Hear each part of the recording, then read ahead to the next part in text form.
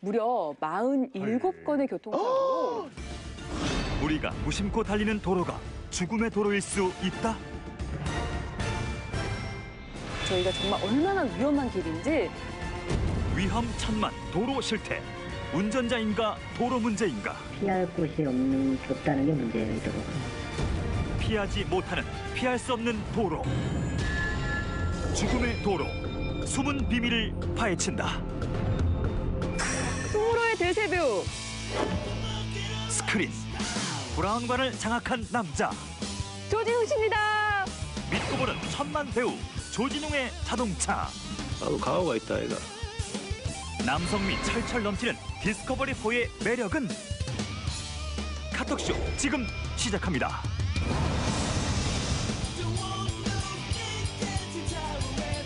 대한민국 토종 자동차 프로그램의 자존심.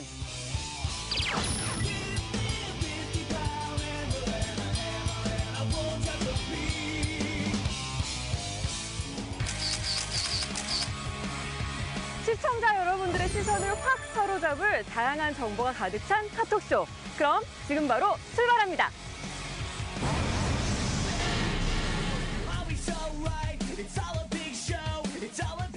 불타는 금요일 밤, 살아있는 자동차 이슈가 가득 찬 카톡쇼. 오늘도 저와 함께 야심한 밤 자동차 세계를 신나게 달릴 우리 카톡커분들 나오셨습니다. 안녕하세요.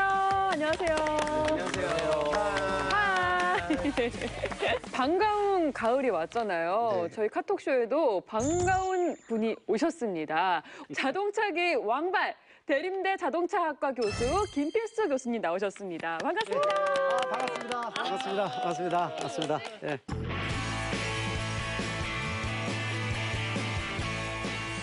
오늘도 우리 시청자 여러분들을 자동차 세계로 초대할 핫하고 특별한 이슈들 준비했거든요.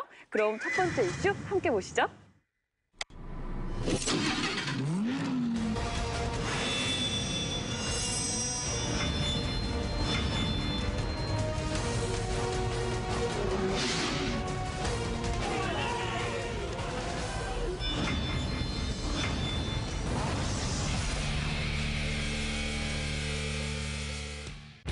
여기 보기만 해도 달리고 싶은 도로가 있다.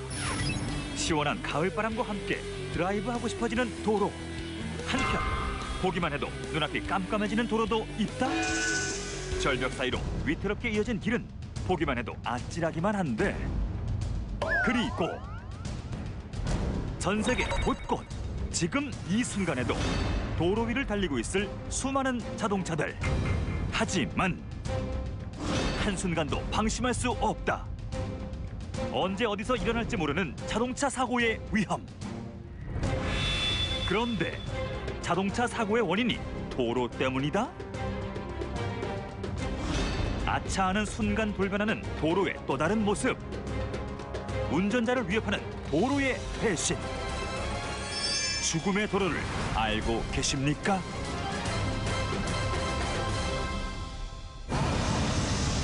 아니 죽음의 무도도 아니고 죽음의 도로. 너무너무 끔찍한데? 이게 뭐예요? 죽음의 도로가 어떤 거예요? 본인이 운전을 열심히 하고 조심 운전을 하더라도 도로 자체의 어떤 구조의 문제점 때문에 사고의 가능성, 심지어는 사망사고까지 일어나는 이런 도로를 죽음의 도로라고 합니다. 그래서 제가 미리 좀 여러분들 아시라고 이제 경각심을 드리기 위해서 준비를 해봤습니다. 네. 주요 위험도로 16곳을 표시한 죽음의 도로 지도.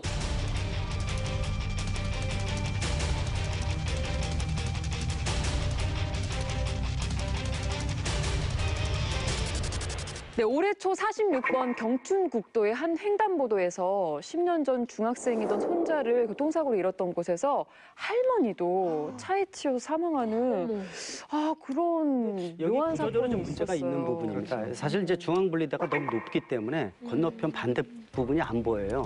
또 횡단보도는 멀리서도 보여야 되는데 네. 앞에 언덕이 있다 보니까 횡단보도가 안 보이면은 그냥 그 속도로 그냥 지나가다가 이 손자가 사망한 경우도 이런 문제점 때문에 지금 발생한 부분인데 뭐 아직 개선을 안 하고 있죠. 블라인드 코스 같은 그런 데네요, 여기가. 그러니까 이게 언덕으로 이렇게 올라가는데 안 보여. 이게 횡단보도가 네. 여기 있으니까 그렇죠. 갑자기 이렇게 바로 치는 나타나는 거예요. 그렇죠. 예. 횡단보도를 왜 굳이 거기다가 그러니까 그랬을까요? 그런 부분들이 사실은 운전자 입장에서는 전혀 시야 확보가 안 되기 때문에 네. 사고를 유발시킬 수밖에 없는 구조를 만들었다고 볼 수가 있어서 이건 완전히 인재라고 볼 수가 있습니다. 이거는 그리고 또 전라북도로 넘어가면은 네. 이 도로 또 빼놓을 수 없습니다. 그 전북 남원과 임시를 연결하는 국도 17호선. 네. 들어봤어요. 이 지역에서는 그 네. 확포장 공사 과정에서 최근 5년간 107건의 교통사고로 9명의 사망자가 발생했다고 합니다. 대박.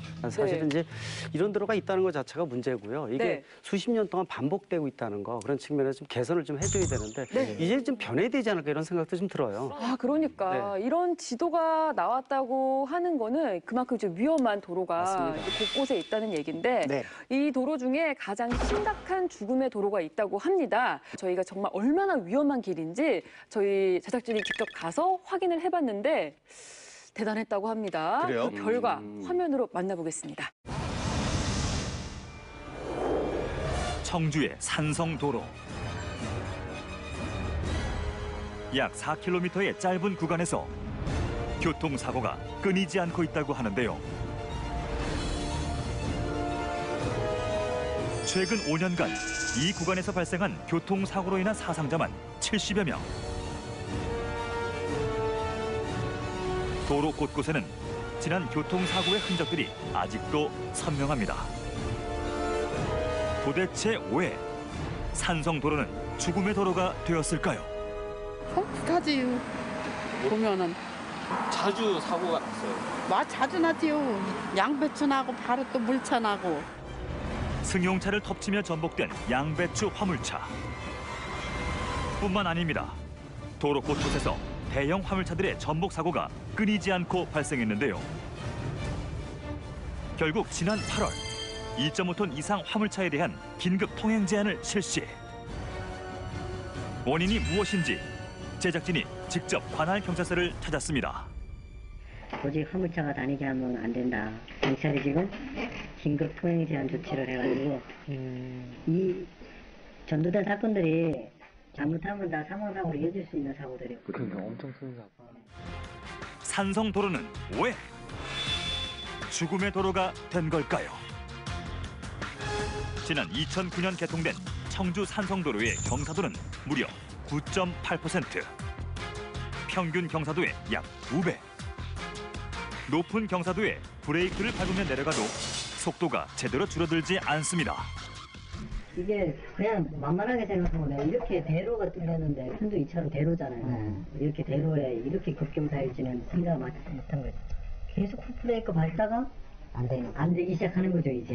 고열과 그 페이드 현상하고 그 베이프록 현상 이 두 개가 동시에 오면 브레이크가 안 들어요. 내려막이 심한데 이제 여기 신호가 각중에 딱 멈추면은 또 이게 각중에 못 저기 하면은 지 내려오는 속도에 그냥 저리 쭉 내려 빼더라고. 경사진 내리막길을 내려오다 갑자기 등장하는 신호등도 문제입니다. 산성도로 전체를 내려다보니 급경사 구간에 급격한 커브길만 2개, 그리고 신호등까지. 사고 다발 지역답습니다. 그렇다면 이 죽음의 도로를 설계한 관할 시청의 입장은 어떨까요? 담당 관계자를 만나 이야기를 들어봤습니다.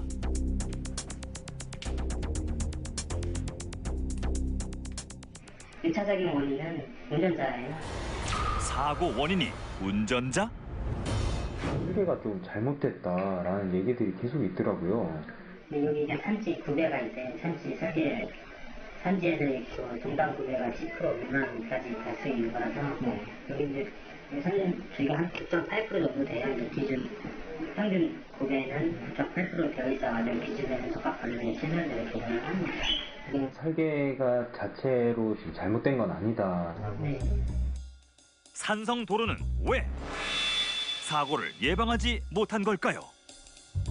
피할 곳이 없다는 게 문제예요. 사고의 원인은 도로 때문?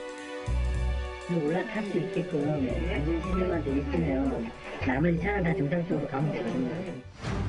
통행 제한 구간은 산성 삼거리에서 동부 우회도로와 만나는 명암타워 삼거리까지 약 4km의 하행 구간. 개통 7년 만에 대형 화물차의 통행을 제한했습니다. 땅을 등록된 지사에는 적정한 위치를 교통사고 원인을 통계를 잡아서 또 방안 위치나 이런 것도 저희가 한번 검토를 하고 있어요. 운전자의 실수로 벌어진 사고라면 죽음의 운전자. 도로 자체에 문제가 있다면 죽음의 도로가 아닐까요? 여러분은 어떻게 생각하십니까?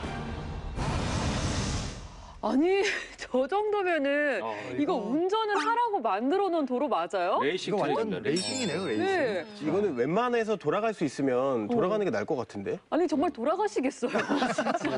안 돌아가면 돌아가시겠어요. 근데 진짜요. 네. 경사가 거의 10%에 가깝지 않습니까? 네. 보통 일반적으로 얘기할 때는 한 네. 5% 넘어가면 정말 사고 위험 구간이라고 그러는데 거기다가 고불고불한 길, 정말 위험할 수밖에 없는 네. 아찔한 상황이에요. 이 산성도로 같은 경우에는 8월 10일 오후 12시부터 2.5톤 이상의 대형 화물차는요, 아예 3.9km 구간을 제한. 통행 금지. 어떻게 보면 운행 중지를 시킨 거죠. 상당히 그만큼 위험하다는 반증이라고도 볼 수가 있습니다. 그런데 이게 2009년 11월에 생긴 도로예요. 네. 그리고 그동안 사고가 상당히 많이 났는데 이게 5월, 8월 초에 일주일 만에 3건이나 전복 사고가 발생하고 나서야 이런 조치가 됐다는 게 이 소일코 해안강 고치네요. 그러니까 이 도로가 그냥 보니까 허투루 건설한 도로는 아니더라고요. 산성도로가 7년 6개월간 그 730억 원을 들여서 2009년 11월에 개통을 했는데 지금 이제 와서 지금 벌써 몇 년이 지난 거예요? 너무 화가 나는 게 지금 7년을 넘게 시간을 들여서 700억 원을 넘게 들였으면 우리 다 혈세 아닙니까? 그러니까 아니 그리고 이런 자동차 우리가 또 되게 세금에 민감하지 않습니까? 그러면 우리 돈인데 세금도 많이 내는데.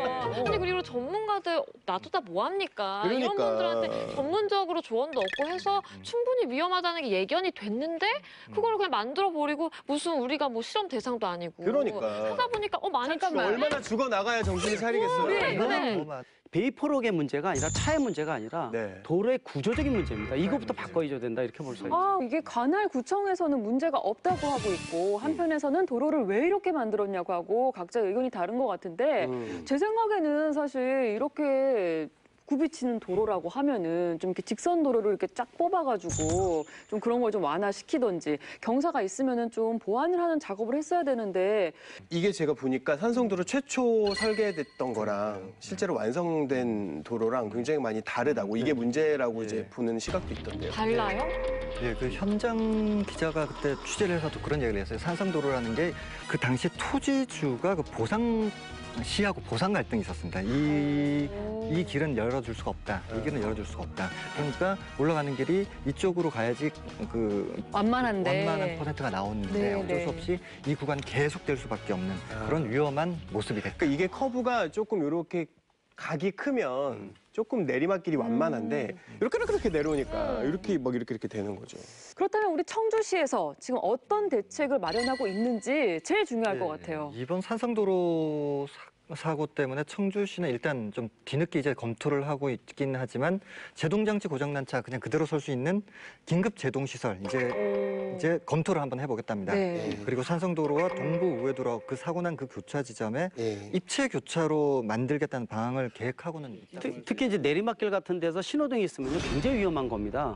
갑자기 나타나게 되면 제동을 하면서요. 맞아요. 이 연쇄 추돌 사고가 생길 수밖에 없기 때문에 이런 경우는 입체도를 만들어서 자연스럽게 빠져나가고 신호등 같은 게 아예 없게끔 만들어주는 구조적인 설계를 다시 해야 된다 이렇게 볼 수가 있습니다. 그 내리막길 국도변 가다 보면은 보통 오른쪽으로 이제 차가 빠져나갈 수 있도록 돼 있습니다. 네네네. 그러면 이제 차량 입장에서는 내리막길을 가다가 제동이 문제가 있으면은 옆으로 빠지면은 이 길이 이제 다시 위로 올라가게 됩니다. 본 적 있는 것 같아요. 위로 올라가고요. 올라가면은 갑자기 자갈로 바뀌어요. 자갈, 모래, 그다음에 이렇게 완충작지 있어서 속도가 줄어들면서 부닥치더라도 나 안전하게 쓸 수 있는. 예, 그렇죠. 안전하게. 그런 장치가 필요하긴 하겠네요, 그렇죠. 진짜. 그게 아예 없다는 것은 문제점이 있는 거죠. 그러니까 이런 논의를 한다고 하더라도 소일고 외양간 고치기죠. 그렇죠. 맞아요. 이거를 우리 청주시 관계자가 꼭 보시고 이번에는 좀 제대로 시행을 했으면 좋겠습니다. 네. 죽음의 도로는 또 있습니다. 강원도 속초와 인제를 잇는 미시령 동서관통 도로. 미시령 옛길의 위험성 때문에 새로 만든 도로인데요. 미시령 동서관통 도로를 이용하는 운전자들은 이 도로에 대해 어떻게 생각하고 있을까요? 어떠셨어요? 위험하죠, 뭐. 내려받기 너무. 어떤 것 때문에 좀 위험했었어요? 경사도가 세니까.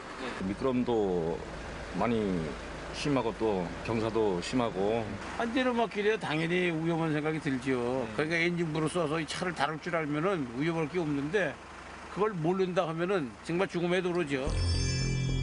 2006년 7월 개통 이후 급커브, 급경사 구간에서 벌어진 크고 작은 사고들. 지난 2009년부터 2012년까지 47건의 교통사고로 7명이 숨지고 256명이 다쳤습니다. 그중 가장 많이 사고가 난 곳은 바로 이 톨게이트. 내리막길이 끝나는 부분이기 때문인데요. 이게 승용차가 먼저 들어왔고요. 화물차가 연이어 뒤에 들어왔는데 승용차가 이제 요금 지불하려고 기다리는 와중에 저희 화물차가 이게 제동이 안 됐었는가 봐요. 뭐 승용을 받고 예. 벽 치고 이렇게 들어오는데 몸부터 살려야겠다라는 생각만 들었어요. 톨게이트 부스가 무너진 것은 물론 더 큰 인명사고가 날 수 있는 상황. 그렇다 보니 운전자들에게는 죽음의 도로로 불릴 수밖에 없었는데요. 교통사고 다발 지역인 미시령 터널부터 톨게이트까지 약 4km 구간. 사고를 막기 위한 구간 단속 카메라를 설치했습니다. 저쪽 구간부터 구간 과속 단속이 지금 시행이 되고 있는 상황이 되겠습니다. 저 카메라를 2013년도 8월 달부터 지금 시행 중에 있습니다. 사람들의 인식에는 이제 상당히 운전하기 나쁜 도로, 그런 도로로 많이 인식을 됐지만 현재는 그 구간 단속을 시행하고 난 이후부터는 그 교통사고도 건수가 많이 줄어든 상황에 있습니다. 운전자들의 안전운전을 이끌어내고 죽음의 도로라는 오명을 벗게 해준 구간 단속 카메라. 그런데 이뿐만이 아니었습니다. 내리막길 중간 지점에 설치된 긴급 제동 시설도 한몫했습니다. 내리막길에 제동력을 잃은 대형차가 멈추기에는 너무 짧았던 긴급 제동 시설을 개선해 대형 사고를 예방했습니다. 브레이크 고장이 났을 경우에 내려가지 않고 여기를 이용함으로 인해 가지고 대형 사고를 예방할 수가 있게 되겠습니다. 여러 가지 원인으로 죽음의 도로라고 불려질 수 있습니다. 원인을 최대한 빨리 개선해 운전자들의 인식을 바꾸는 것이 죽음의 도로가 사라지는 가장 빠른 길입니다. 곳곳에 운전하기 위험한 도로들이 많은데 네. 만약 설계가 잘못된 이런 도로에서 내가 사고를 당했어요. 그러면은 어디에서 보상을 받아야 되나요, 저는? 네. 아니 진짜로 그 보상을 받을 수가 있어요. 있어요. 왜냐면 이거는 공공시설의 하자가 있는 거잖아요. 나라에서? 그럼요. 국가배상법이라는 게 있죠. 국가배상법은 말 그대로 나라에서 배상을 언제 해주느냐, 어떤 경우에 해주느냐를 이제 규정한 법인데 국가배상법에 따르면 이제 도로는 공공영도물에 해당이 돼요. 뭐 육교라든지 도로 이런 거. 거기에 만약에 설계상 하자가 있든지 뭐 나라가 잘못한 거죠. 관리를 제대로 했었어야 되는데 그걸 못했다 그러면 국가배상법에 따라서 국가배상을 청구할 수 있습니다. 대신 이제 그쵸. 언제 무엇을 어떻게 왜 이런 것들 다 모아가지고 증명을 해야 되니까 증거에 대한 부분들이 맞아요. 굉장히 입증이 확실해요. 어려워요. 죽음의 도로가 많이 있는데 전국 지자체에서 가만히 있으면 안 될 것 같습니다. 이 도로에 대한 대처 방안 마련하고 있겠죠? 이 경기도의 경우 위험도로 25곳을 선정해서요. 2014년부터 네. 2023년까지 884억 원을 들여서 한 30km 정도의 도로 선형을 개선하거나 우회 도로를 만들고 있다고 합니다. 전남 쪽이죠. 영암 송평면 그리고 금정면 도로도 정말 죽음의 도로로 불렸는데 선형 개선 필요한 37곳을 선정을 했다고 합니다. 네. 그리고 위험도로 구조 개선 사업을 진행을 하고 이런 식으로 전국 지자체가 죽음의 도로와 전쟁을 하고 있는 상황입니다. 네, 처음부터 도로 설계를 좀 제대로 했다면은 이런 안타까운 인재가 발생하지 않았을 텐데 너무 아쉽습니다. 죽음의 도로, 앞으로 누구에게나 안전한 도로가 될 수 있도록 도로 관리자와 운전자가 함께 좀 개선해서 만들어 나가야 될 것 같습니다. 이주의 신차. 미국 자동차의 자존심. 엘사의 럭셔리 중형 세단 MKZ. 화려한 시그니처 그릴과 함께 더 우아하고 과감하게 변신한 MKZ. 디자인뿐 아니라 강력한 힘과 주행 성능으로 국내 소비자들의 마음을 사로잡았습니다. 180도 페이스 리프트된 미국 프리미엄 세단 엘사의 MKZ. 5년 만에 다시 돌아왔다. H사의 하반기 기대주 3세대 i30. H사 최초로 한국적인 곡선을 강조한 캐스케이딩 그릴을 적용. 저렴한 연비와 강화된 주행 성능. 두 마리 토끼를 한 번에 잡았습니다. 변화가 아닌 진화하는 준중형 해치백 3세대 i30입니다. 2017년 상반기 국내 출시를 앞둔 독일 고성능 슈퍼카 브랜드 피사의 파나메라 2세대. 슈퍼카 마니아들을 설레게 할 날렵한 디자인과 새로운 엔진 기술의 적용. 7년 만에 더욱 강력하고 섹시해진 럭셔리 슈퍼카의 대명사 파나메라 2세대입니다.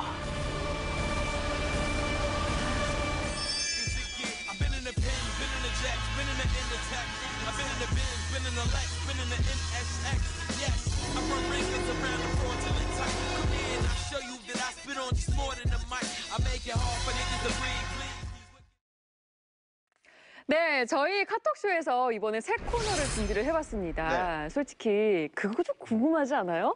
잘 나가는 사람들 무슨 차 타고 다니는지. 궁금하죠. 그리고 그 차가 나랑 같으면은 나도 좀 나가. 맞아. 근데 요즘은 정말 그 초록색 검색창에도 연예인 이름을 치면 그 연예인이 무슨 차를 타고 다니는지가 항상 연관 검색어로 실제 타고 다니는 차. 뜨더라고요. 그래서 그 사람이랑 과연 잘 어울릴지. 그리고 이 사람이 지금 대세인데 이 차를 타서 그런가?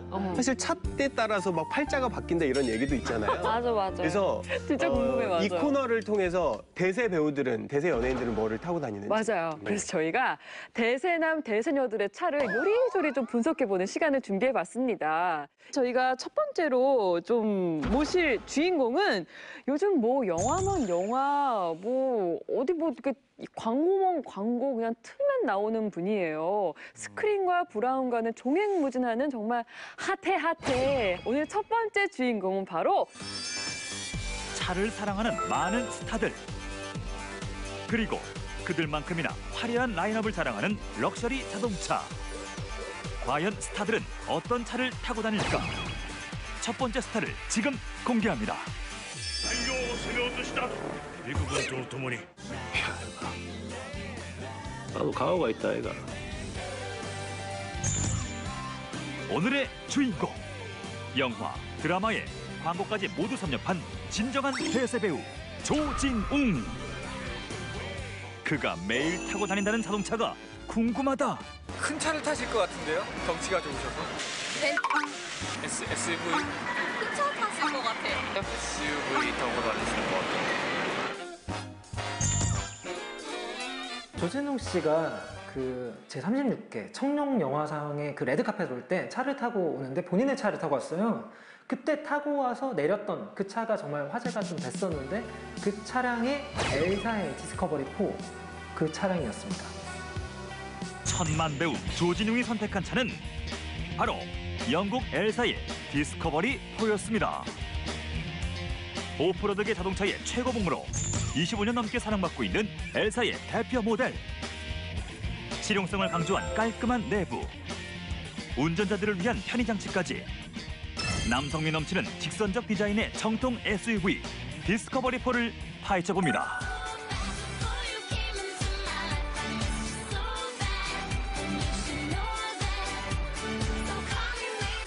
대세 배우 조진웅 씨가 선택한 차는 영국의 귀족의 피가 흐르는 것 같고 네. 오프로드의 절대 강자입니다. 네. 뭔가 SUV지만 굉장히 럭셔리한 영국 엘사의 디스커버리 4.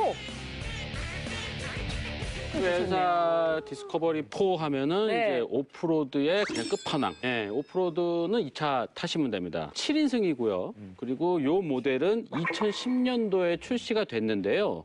기본 바탕은 2004년에 나온 디스커버리 3 그때부터 기본 골격은 유지하고요. 앞과 뒤를 바꾸면서 2010년에 한번 재출시가 됐고 지금 2014년까지 쭉 업그레이드 되면서 나오고 있는 차입니다. 1989년 3도어의 디스커버리 첫 탄생. 그리고 이듬해 연달아 출시된 5도어 형식의 2세대 디스커버리. 그 후 새로운 디자인과 첨단 장비들이 탑재된 디스커버리 3 등장. 5년 뒤 배우 조진웅이 선택한 디스커버리 4가 출시됩니다. 지금 조진웅 씨가 제가 제 옆에 나와 계세요. 제가 이렇게 들고 있는데 오늘 특별히 조진웅 씨 이 차를 선택하게 된 이유가 뭘까요?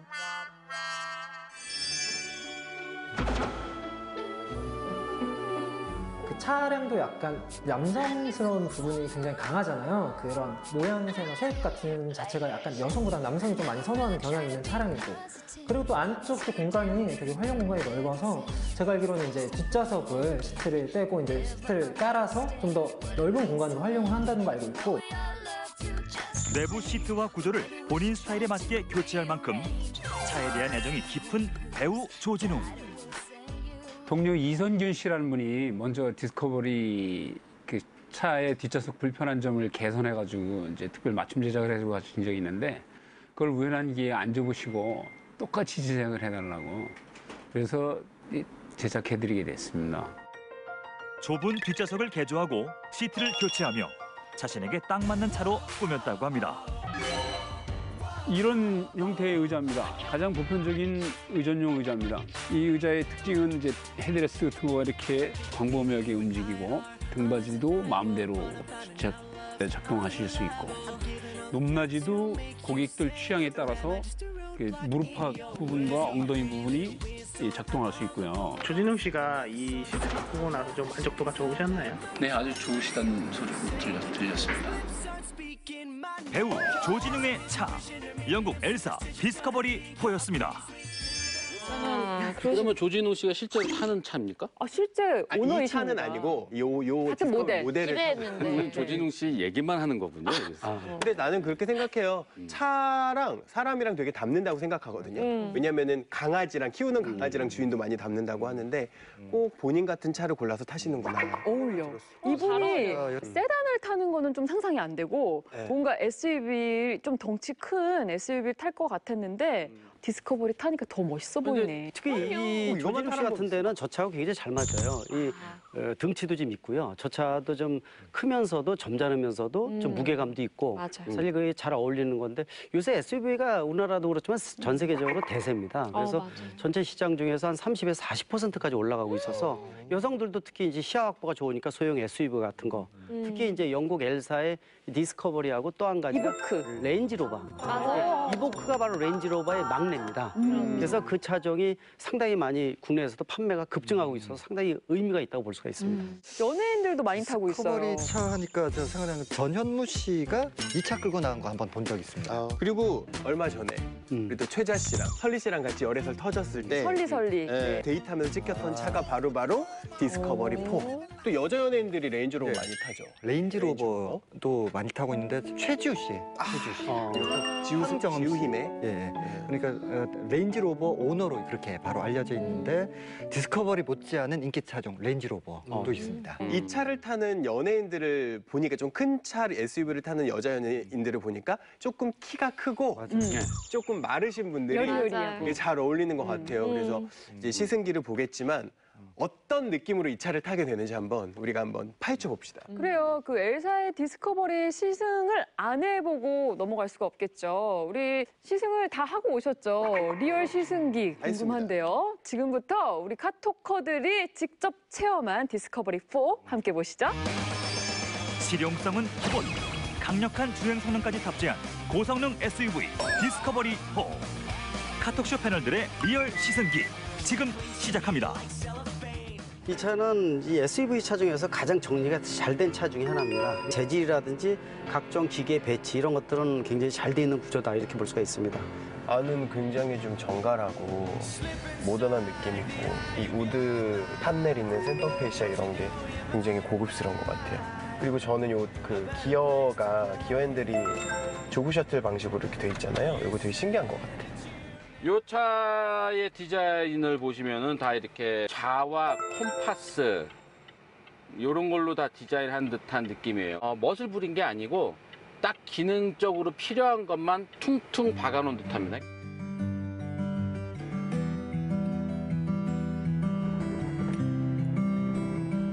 근데 뒷자리가 네. 시트가 조정되거나 그러진 않네요. 그러니까요. 이게 오프로드를 위한 차이기 때문에 뒷좌석에 안락함을 바라면 안 돼요. 승차감 앞에 여기 앞자리가 훨씬 좋을 것 같아요. 그렇죠. 이 뒷좌석이 막 접히고 막 이런 거예요. 하나씩 의자가 3개가 의자가 있는 거죠. 아, 분리돼 있는구나. 맞다. 네, 그리고 팔걸이가 없어요. 뒷좌석은 편하게 앉을 자리가 아닙니다. 이 뒷좌석에 기능이 많이 들어가 있기 때문에 시트의 본질, 그러니까 시트가 안락하게 딱 감싸거나 뭐 이런 감싸지 시트는 아닙니다. 않아요. 네, 그냥 기능이 많은. 그냥 널브러져 있어요. 네.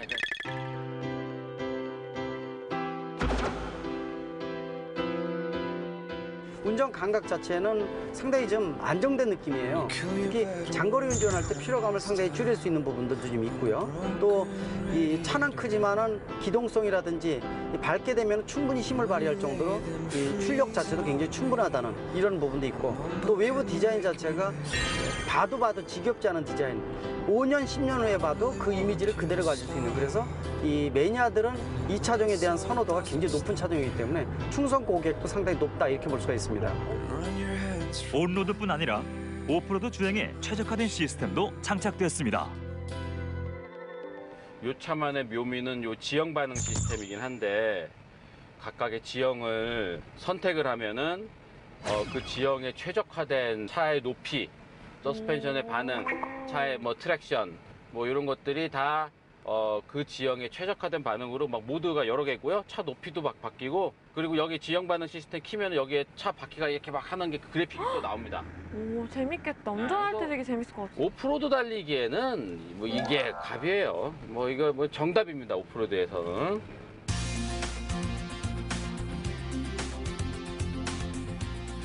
국산 SUV 탄 거보다는 차 자체가 되게 무겁구나라는 느낌이 많이 들어요. 그만큼 좀 안정적이고 묵직한 느낌이 많이 드는 것 같아요. 그 조진웅 씨 이미지가 되게 아재 파탈이고, 우리가 얘기하는 아재미가 있는 배우고, SUV 좋아하는데 자기가 이제 키가 크니까, 저도 그렇거든요. 저도 어느 정도 그 등치가 있으니까 작은 차는 좀 싫어요. 좀 공간감이 있고 또 그런 차 좋아하는데, 조진웅 씨도 약간 그런 의미에서 좋아하지 않을까? 어울리는 것 같아요. 정통 SUV의 끝판왕. 여러분도 디스커버리의 거친 매력에 빠져보시겠습니까? 다들 디스커버리 4 시승을 해봤는데 어땠나요? 정말 이렇게 양재인 변호사님 이렇게 약간 남편 품에 샥 안겨가지고 운전하는 느낌이었나요? 좀 사고 싶어요. 돈만 있으면 진짜 한 대 뽑고 싶은. 그러니까 이 차를 연예인분들이 많이 사시는 이유 중에 하나가 운전이 편하고요. 네. 그리고 피로감이 좀 덜합니다. 근데 저는 약간 그 핸들이 되게 무거웠거든요. 진짜 핸들이 제가 타본 SUV 중에서 제일 무겁고 좀 네. 빡빡하다는 느낌. 전통적으로 핸들이 가볍게 만들지 못해요. 왜냐하면 비포장로를 달려야 되기 때문에 핸들이 막 놀면 안 돼요. 비포장도를 달릴 때도 진중하게 핸들이, 운전대가 진중하게 흔들리면 안 이렇게 고정이 되어 되니까. 있어야 네. 되기 때문에 핸들이 가볍게 이렇게 되지는 않게 만듭니다. 근데 영국에 이제 명차들이 많잖아요. 이렇게 자존심으로 상징이 되고 있는데, 그 영국에서는 어느 정도 인지도를 갖고 있나요? 굉장히 크죠. 사실 이제 영국 왕실에서 인정해주는 차니까 로얄 워런티라고 얘기를 합니다. 그래서 훈장에 붙기 때문에, 그래서 왕실에서 쓰는 것은 차뿐만이 아니라 음식이라든지 옷이라든지 훈장이 붙게 되면 전 세계에서 없어서 못 사니까. 뭔가 되게 자부심 느껴지겠다. 많은 사람들에게 존경과 선망을 받는 엘리자베스 2세 여왕. 영국 왕실에서 주어지는 특별한 증서가 있다는데 알고 계십니까? 바로 왕실 가족이 인정한 브랜드에 주어지는 보증서 로얄 워런트. 의류, 음식, 자동차 등 신뢰할 만한 브랜드만 선택되며 왕실 내 단 3명만이 로얄 워런트를 수여할 수 있는 자격이 부여됩니다. 이 차가 정말 영국 왕실도 반하고 우리 대세 배우인 조진웅 씨도 반하게 한 엘사 디스커버리 4인데 매력이 뭔지 하나하나 저희가 파헤쳐 보도록 하겠습니다. 먼저 첫 번째 매력 포인트 확인해 볼게요. 거친 상남자 매력의 디스커버리 4. 그런데 이 차 보면 볼수록 낯설지 않다? 매력 포인트 하나. 배우 조진웅과 빼닮은 디스커버리 4. 네, 이 조진웅 씨가 좀 풍채가 이렇게 크잖아요. 네, 키도 좀 크시고. 그래서 그런지 디스커버리 이 4랑 잘 어울리는 것 같고 자꾸 보니까 닮은 것 같아. 저도 이렇게 시승하면서 장 기자님한테 계속 조진웅 씨 극찬을 하면서 아 너무 닮았다. 왜냐면 겉으로 딱 봤을 때는 되게 각져서 뭔가 강인해 보이긴 하는데 안에 들어가잖아요. 생각보다 그렇게 막 강한 느낌은 많이 안 들어요. 부드럽죠. 뭐가 닮았어요? 부드럽잖아요. 근데 뭐가 닮았냐고. 조진웅 씨가 제가 뭐 사적으로 모르지만 굉장히 이제 여성분들에게 부드러운 그런 남자로 잘 알려져 있거든요. 그러니까 어떤 이미지냐면은 되게 남들한테 무뚝뚝해. 되게 시크하고 뭐 말 시켜도 안 들어. 근데 나한테만 되게 사랑스러운 남자. 그래. 좋아하는 여자 앞에서. 그게 요즘 말로 하면 츤데레잖아요. 그치. 그냥 무뚝뚝한데 오다 주웠다. 야, 오다 주웠다. 오빠 이게 뭐야? 다이아? 야, 오다 주웠다. 이렇게 딱 봤는데 다이아. 그치. 그러니까 다이아까지는 아니더라도 이렇게 무뚝뚝한데 내 여자한테는 자상한 그런 스타일이잖아요. 정말 약간 츤데레라는 느낌을 많이 받은 게 뭐냐면 저도 사람들한테 그런 얘기를 되게 많이 들어봤어요. 디스커버리는 꼭 안을 봐야 한다. 겉으로 봐선 절대 모르는데 딱 들어가자마자 겉은 굉장히 박스 같잖아요. 딱딱한데 안쪽에 시트부터 부드러운 레더 시트고 안쪽이 굉장히 좀 코지하고 아늑하더라고요. 그렇죠. 그러면 안에 안전석에 앉으면 고급스러운 느낌도 분명히 있고요.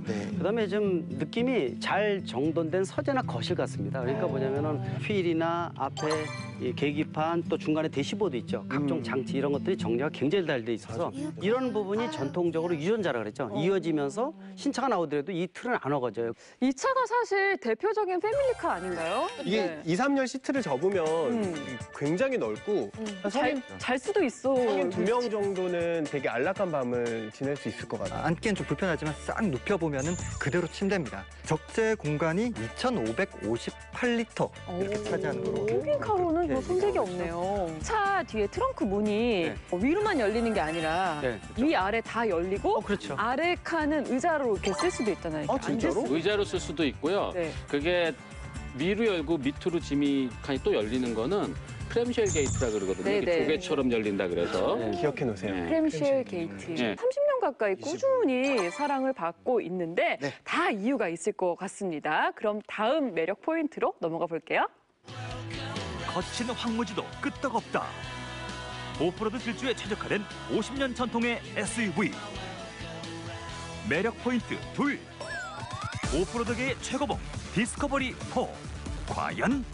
사실 디스커버리 하면은 뭐 육식성 SUV, 오프로드의 뭐 끝판왕, 오지 탐험, 뭐 디스커버리 진짜 탐험이란 말이 떠오르는데 근데 사실 오프로드 SUV 하면은 뭐 디스커버리도 물론 생각이 나지만 또 제이사. 그렇죠. 사실은 이제 SUV 대명사면은 지금 나오는 뭐 레하고 또 이 제이사의 예를 들어서 우리가 지프 하게 되면 2차 세계대전부터 워낙 유명하죠. 군용차로. 근데 이 두 메이커가 SUV만 생산하는 1940년대 이후부터요. 어떻게 보면은 이 오프로드의 명가라고 볼 수 있는 게 바로 두 회사라고 볼 수가 있어요. 그럼 디스커버리 4와 그 제이사의 어떤 차종이 좀 이렇게 비교 대상이 될 수 있을까요?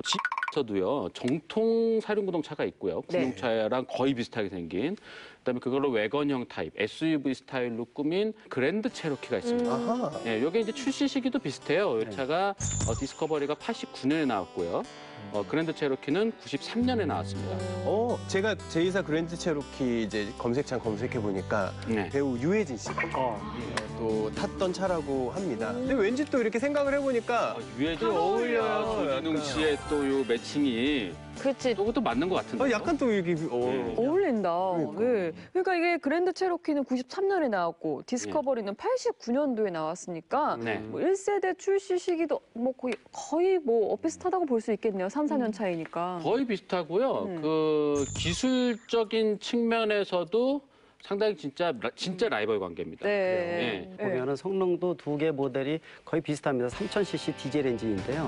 6기통 올라가 있고 또 4륜구동이고 또 마력수도 비슷합니다. 사실 이제 그랜드 체르크가 250마력 정도인데 디스커버리가 255마력이니까 5마력 정도면 운전할 때 거의 몰라요.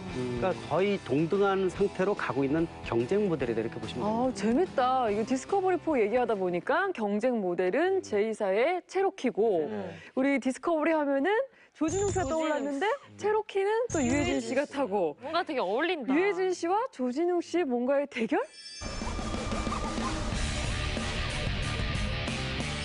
차종 모두 다 어떻게 보면은 첨단 시설은 다 들어가 있다고 보시면 돼요. 특히 이제 오프로드의 제왕이기 때문에 오프로드에서 가장 중요한 게 차고 조절입니다. 높낮이 조절.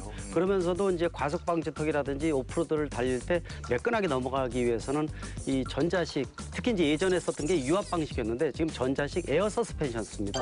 에어를 쓰게 되면 부드럽게 넘어가고 승차감도 훨씬 더 좋고요. 그러니까 그런 예전의 유전자를 그대로 유지하면서 최근에 들어와서는 또 오프로드뿐만 아니라 온로드가 많아지다 보니까 온로드를 많이 쓰게끔 첨단 장치 많이 들어가면서 예전의 유전자와 더불어서 최신 장치까지 들어가는 어떻게 보면 옛것과 미래에 대한 이런 것들을 지향하는 두 개의 차종이다 이렇게 보시면 될 것 같습니다. 요즘 시대에 딱 사랑받을 수밖에 없는 그런 구조를 갖고 있네요. 명차에는 언제나 이렇게 라이벌이 존재해야 또 이렇게 계속 경쟁하면서 발전해 나갈 수 있는 거 아니겠어요? 두 브랜드 모두 오랜 기간 SUV 좀 멋있게 많이 만들어 주시고 앞으로 저희도 계속 기대해 보겠습니다.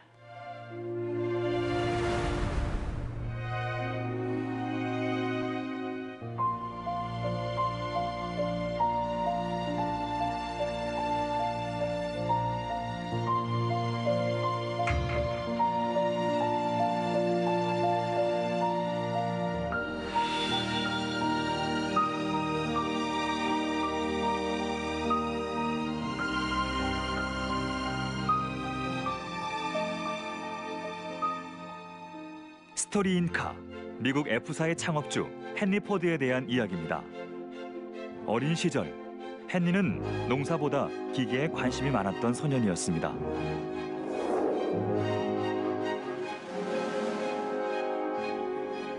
아버지의 뜻을 따를 수 없던 헨리는 자신의 꿈을 위해 집을 떠나게 되는데요.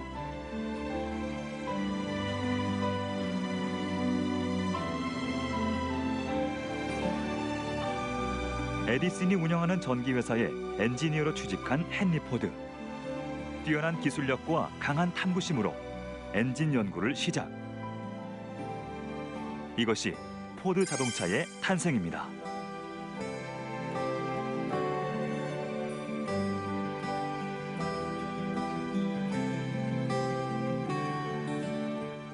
대중을 위해 탄생한 포드 모델 T.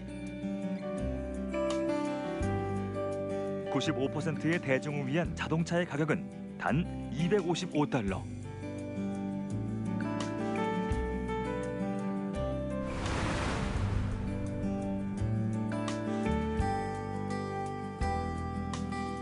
한때 포드 자동차의 초대 회장이었던 멜컴스는 동료의 몰락에 안타까움을 느꼈는데요. 그런데 포드 모델 T 사상 최초 연간 1만 대 판매 돌파로 자동차 시장에 파란을 일으킵니다. 지구상의 자동차 100대 중 68대가 바로 포드의 모델 T. 조립 공정 시스템 최초로 컨베이어 벨트를 이용. 자동차 대량 생산의 시대를 열었습니다. 하지만 낯선 시스템에 적응하지 못하고 떠나는 노동자들. 헨리 포드는 특단의 조치를 내립니다.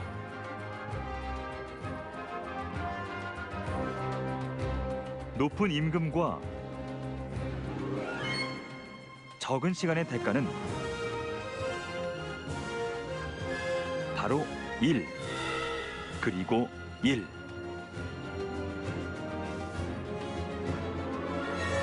포드 체제에 맞서는 노동자들. 그런 노동자를 무력으로 제압한 포드. 6만여 명의 노동자들은 포드를 떠났고 어려운 상황에 빠지게 되는데 부자들의 전유물이었던 자동차를 서민의 품에 안겨주었지만 자동차를 만들던 노동자들의 마음은 얻지 못했던 자동차의 왕. 하지만 분명한 것은 이동수단의 혁신을 가져온 그로 인해 우리의 삶은 달라졌습니다.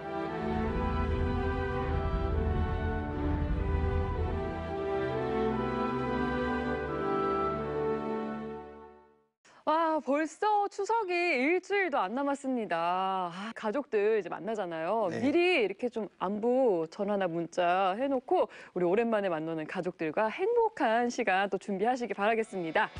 불타는 금요일, 우리 자동차 덕후들과 함께하는 카톡쇼. 다음 주에 더 핫하고 풍성한 이슈로 돌아올 테니까 여러분 많이 많이 기대해 주시고요. 그럼 여러분, 오늘 밤도 굿나잇! 굿나잇!